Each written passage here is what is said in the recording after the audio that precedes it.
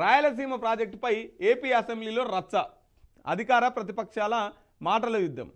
రాయలసీమ ప్రాజెక్టుపై ఏపీ అసెంబ్లీలో అధికార ప్రతిపక్షాల మధ్య వాడివేడి చర్చ జరిగింది. రాయలసీమ లిఫ్ట్ ఇరిగేషన్ స్కీమ్ మీ వల్లే ఆగిందంటే మీ వల్లే ఆగిందంటూ పరస్పరం మాటల దాడి చేసుకున్నారు.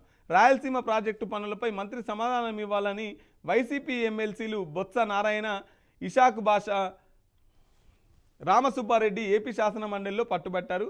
చంద్రబాబుతో మాట్లాడి రాయలసీమ ప్రాజెక్టును ఆపించారని తెలంగాణ సీఎం రేవంత్ రెడ్డి చెప్తున్నారని పేర్కొన్నారు. వైసీపీ హయాంలోనే ప్రాజెక్టు పనులు 80% పూర్తయ్యాయని, కానీ టీడీపీ వచ్చాక ఎక్కడి పనులు అక్కడ ఆగిపోయాయని విమర్శించారు. తెలంగాణ ప్రభుత్వంలోని టీడీపీ ప్రభుత్వాలు లాలూచిపడడంతో రాయలసీమ పనులు ఆగిపోయారని విమర్శించారు.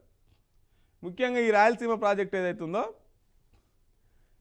రేవంత్ రెడ్డి ఏం చెప్పిండంటే, దీన్ని నేనే ఆపిన, నేనే స్టే చేసిందని చెప్పేసి రేవంత్ రెడ్డి చెప్పిండు. ఇప్పుడు ఇది చంద్రబాబుకి వచ్చింది.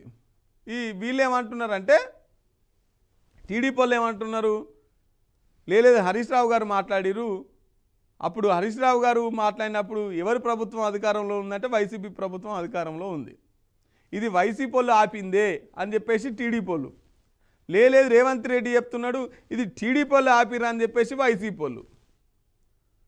ఇటు రేవంత్ రెడ్డి అదే మాట చెప్పే, ఇటు హరీష్ రావు నేనే ఆపినని రేవంత్ రెడ్డి చెప్పే, నేనే ఆపినని హరీష్ రావు చెప్పే.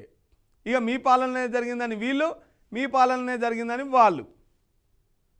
ఇగో ఇట్లా మొత్తం మీద అయితే రాయలసీమ లిఫ్ట్ ఇరిగేషన్ పైన ఈ చర్చ జరిగింది.